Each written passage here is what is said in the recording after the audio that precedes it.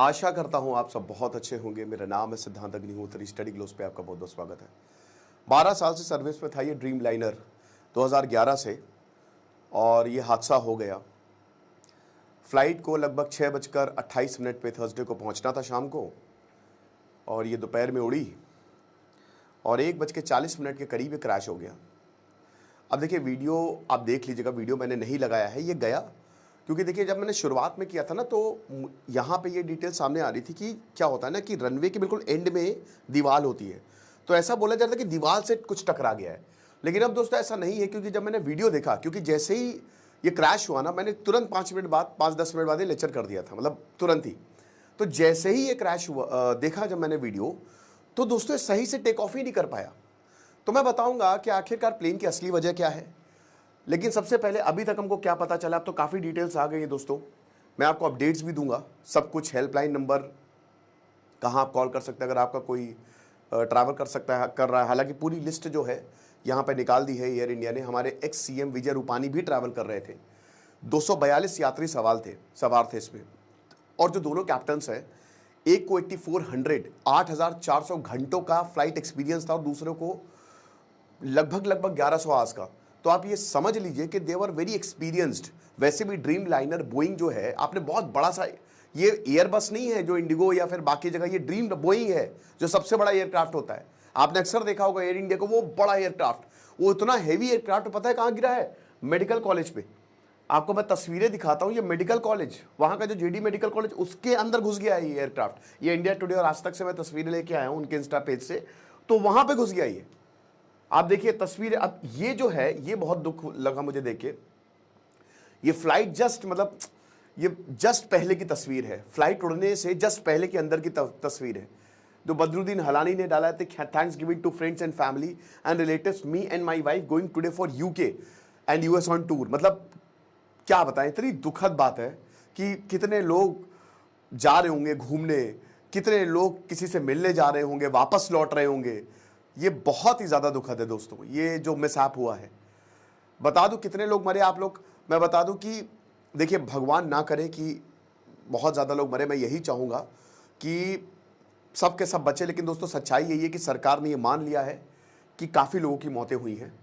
और दोस्तों अनफॉर्चुनेटली जिस तरीके का हादसा हुआ है, मुझे नहीं लगता, मुझे बहुत मुश्किल लगता है कि बचना मुश्किल है इसमें। मतलब मैं ज़्यादा नहीं बोलूँगा, मैं चाहता हूँ कि सब के सब यहाँ पे बच के निकले। लेकिन कहा जा रहा है कि 30 से 35 बॉडीज ऑलरेडी निकाली जा चुकी हैं, और जो घायल हैं उनको अस्पताल लाया जा चुका है। 242 लोग इसमें सवार थे, जिसमें 169 इंडियंस थे, 53 ब्रिटिशर्स थे, एक कैनेडियन था, 7 पुर्तगाली थे, और बाकी 12 क्रू मेंबर्स थे, क्योंकि इंटरनेशनल फ्लाइट थी ये।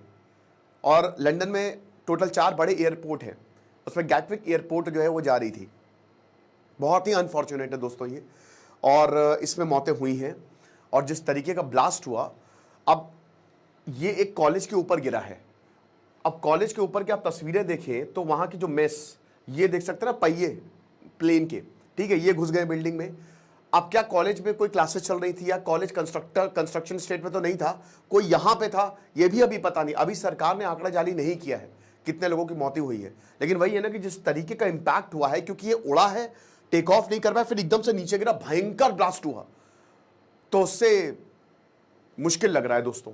लेकिन हम यही दुआ करेंगे भगवान से, आप सब दुआ करिए कि लोग बच गए हों। और ये इस तरीके की तस्वीरें, ये देख सकते हैं ना, क्लासरूम है, ये क्लासरूम है, ये पूरा तोड़ के घुस गया, एक साइड से घुसा, दूसरे साइड से निकला है। इतना भयानक जो है वो इंपैक्ट यहां पे देखने को मिला है। अब दोस्तों हाँ, ये देखिए, ये यहां पे है ना, हाँ, ये कैंटीन है पूरा। तो अभी हम लोग को क्या क्या पता है, फिर मैं आपको रीजंस बताऊंगा कि आखिरकार क्या हो सकता है। यूके के कियर स्टाइमर से लेकर पीएम मोदी, सब ने शोक व्यक्त किया है। एवरीबडी, मतलब जितने भी यहाँ पे हैं, सब बहुत ही ज़्यादा उनका ये है कि यार ये नहीं होना चाहिए था। और यूके की जो एयरलाइंस हैं, मतलब उनकी जो उन्होंने बोला है कि हम आके इन्वेस्टिगेट करेंगे, एयर इंडिया के साथ मिलके हम आके यहाँ पे इन्वेस्टिगेट करेंगे आखिरकार प्रॉब्लम क्या हुई। बाकी पूरी दुनिया भर से एक शोक की लहर है, क्योंकि हादसे ऐसे बहुत कम हुए हैं। 2020 में आपको याद होगा कि एयर इंडिया एक्सप्रेस कोझिकोडे, वो टेबल टॉप एयरपोर्ट था, बहुत ज़्यादा बारिश की वजह से विमान फिसल गया और वो नीचे चला गया। वो बेसिकली एक तरीके से पहाड़ पे एयरपोर्ट बना, तो रनवे छोटा होता है जो पहाड़ों पे एयरपोर्ट होते हैं, और उधर खाई होती है, ये हुआ था। लेकिन ये प्रॉपर वेल फंक्शनिंग एयरपोर्ट, मैं खुद दोस्तों कई बार अहमदाबाद जाता रहता हूँ सोमनाथ के दर्शन करने या फिर काफ़ी काम से, तो बहुत ज़बरदस्त एयरपोर्ट बना है सरदार वल्लभ भाई पटेल। और वहाँ पे हादसा हुआ, तो सबसे पहली बात तो ये है कि क्रैश जो है वो लगभग 1:38 पे हुआ है, और क्रैश होने से पहले पायलट ने बोला मेडे मेडे। मेडे तभी बोला जाता है जब बहुत इमरजेंसी सिचुएशन आ जाती है, ठीक है ना। और जैसे ही एटीसी को, यहाँ पे जो एयर ट्रैफिक कंट्रोलर है, जैसे ही उनको बोला, लेकिन उसके बाद तुरंत ये नीचे गिर गया और भयानक धमाका होता है। ओके, प्लेन जो है वो 825 फीट ऊपर उड़ा, जो कि बहुत नहीं होती है। देखिए प्लेन जो है वो तेजी से, आपको पता है कि जब वो मेन रनवे पे जाता है तो बहुत तेजी से वो स्पीड पकड़ता है 200-250 की रफ्तार से, उसके बाद वो ऊपर टेक ऑफ करता है। अब जब वो टेक ऑफ करता है तो ऊपर वो 850, 750 से 850 प्रति घंटा, किलोमीटर प्रति घंटा की स्पीड से उड़ता है, और पेट्रोल नहीं यूज होता, जेट फ्यूल यूज होता, अलग होता है वो, ठीक है ना। बहुत महंगा होता है वो, लाखों लाखों रुपए लीटर, इतना बड़ा, इतना महंगा। और वो एक चलती फिरती मिसाइल है, अगर वो कहीं टकराएगा तो भयानक धमाका होगा। और यहीं पे आसपास के लोग कह रहे हैं कि जब वो टकराया तो हर जगह धुआं धुआं, भयानक धमाका, ये चीज है। अब बताया जा रहा है कि जब ये प्लेन गिरा कॉलेज में, तो 5 स्टूडेंट्स की मौत हो गई है। मैंने बताया ना कि ये एक रिहायशी इलाके में गिरा है, मेघनानी एरिया, जो जस्ट एकदम एयरपोर्ट के उस साइड है। तो जैसे ही ये गिरा है, अभी तो ये इनिशियल आंकड़े हैं दोस्तों, सच्चाई हमको एक्सेप्ट करनी पड़ेगी, जब प्रॉपर डेटा आएगा ना तो बढ़ के आएंगे ये चीज है। और यहाँ पे मेडिकल कॉलेज में जो रूम था, यहाँ पे मतलब लोग कुछ खाना खा रहे थे और एकदम से धमाका सुना।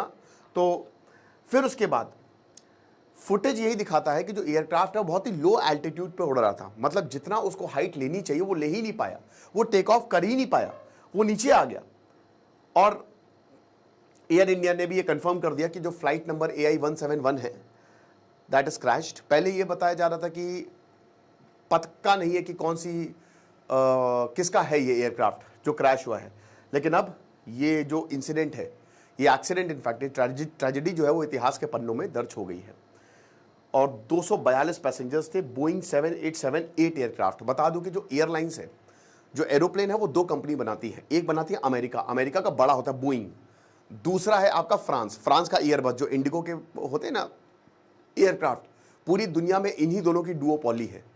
अच्छा, हॉटलाइन नंबर यहाँ पे मैं बता दूं कि ये आप लिख लीजिए अगर आपका कोई ट्रैवल कर रहा है तो। हॉटलाइन नंबर जो दिया वो 1800-5961 और 5691 सॉरी 5691 1800-5691-4444 ये नंबर है, ये नंबर है दोस्तों। तो ये इमरजेंसी नंबर है, 14 नहीं है यहाँ पे, ठीक है ना। इमरजेंसी नंबर है कि 1800-5691-444।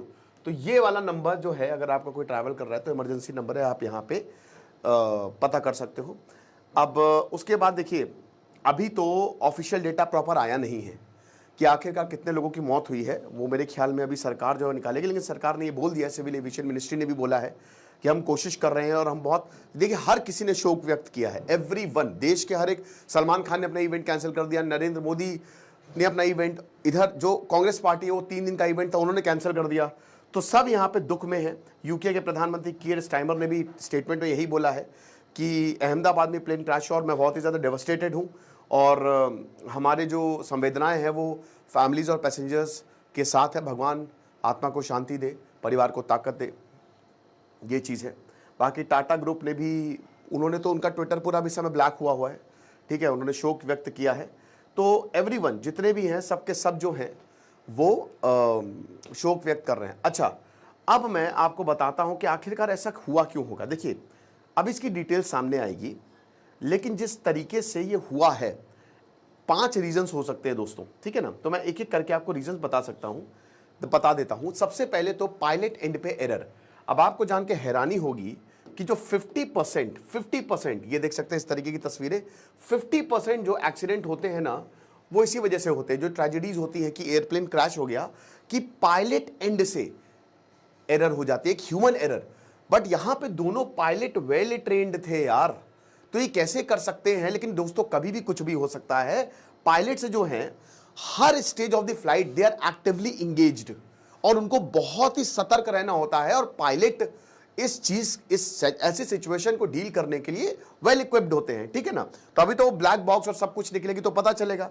अब रिकॉर्ड स्टैटिस्टिक्स की बात करें तो यहां पे बताया गया कि जो 50% जो कमर्शियल एयरक्राफ्ट जो क्रैश होती हैं वो पायलट एरर की वजह से होती है। एक्सपर्ट्स का यही मानना है कि अगर pilot if fails to program, जो इनका फ्लाइट मैनेजमेंट कंप्यूटर है, अगर वो सही से प्रोग्राम नहीं करता या उसको मिस कैलकुलेट कर देता है कितना फ्यूल चाहिए आपको लिफ्टिंग के लिए, है ना, अगर वो कैलकुलेट नहीं कर पाता, ये हमारी स्कूटी नहीं है कि फटाक से तैयार हो जाएगा, बहुत कुछ देखना पड़ता है, तो ये प्रॉब्लम हो सकती है, फ्लाइट क्रैश हो सकती है।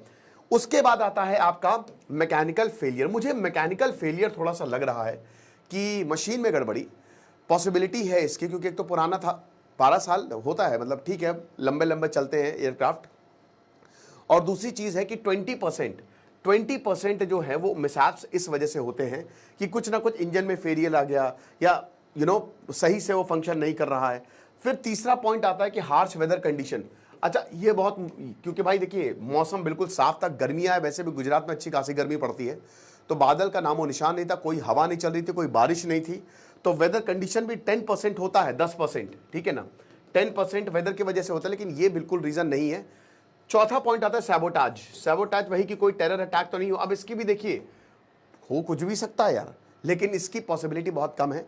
9/11 के बाद जो है ना वो एयरपोर्ट्स ने अपनी सिक्योरिटी बहुत बढ़ा रही है। अब तो परिंदा भी पर नहीं मार सकता यार, 3 लेवल ऑफ सिक्योरिटी होती है एयरपोर्ट्स में। तो ये वही बता रहे ना कि अगर अब या तो कोई अंदर का ही बंदा हो, ठीक है, जो काम करता हो, उसी वही अगर ब्रेन वॉश जो तब अलग बात है, लेकिन इसकी पॉसिबिलिटी कम है। बट फिर भी 10% जो है एक्सीडेंट इस वजह से भी होते हैं। और उसके बाद फिर बाकी और भी फॉर्म्स ऑफ एरर होते हैं, जिसमें एयर ट्रैफिक कंट्रोलर ATC की गलतियां, डिस्पैचर्स, लोडर्स, मेंटेनेंस इंजीनियर्स ये कुछ गलती कर देते हैं, तो इस वजह से भी एक्सीडेंट होता है। बर्ड्स अटैक के भी, लेकिन बर्ड्स अटैक दोस्तों अब क्या हुआ है ना कि प्लेन इस तरीके के डिजाइन किए गए हैं कि वो बर्ड आए चाहे जो आए वो उसको झेल लेंगे, ठीक है ना, उसकी वजह से भी प्रॉब्लम हो सकती है।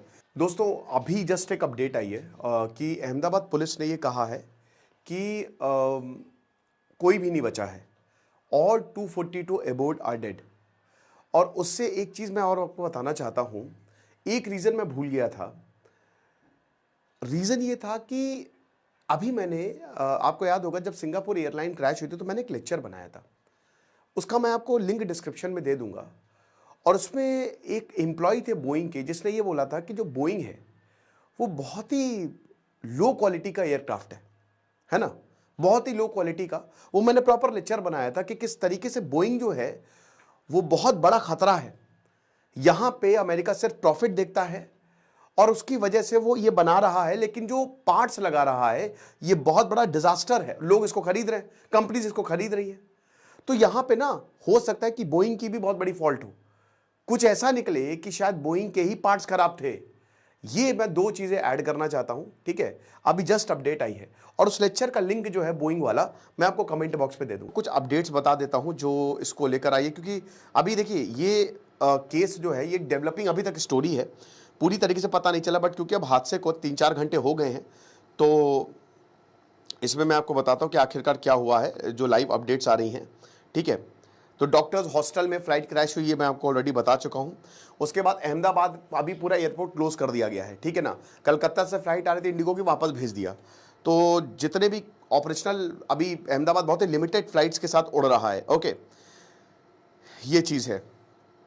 फिर महाराष्ट्र में प्रोटेस्ट हो रहे थे तो कांग्रेस ने इसको अभी रोक दिया है, ये तो मैंने आपको बता ही चुका हूँ। और उसके बाद पैसेंजर से ये रिक्वेस्ट की है कि आप जो अपडेटेड इन्फॉर्मेशन के साथ लगातार एयरलाइन से कनेक्टेड रहें। NDRF की टीम वहाँ पे पहुँच गई है जो लगातार काम कर रही है। हेल्प डेस्क एक प्रॉपर बनाया गया है।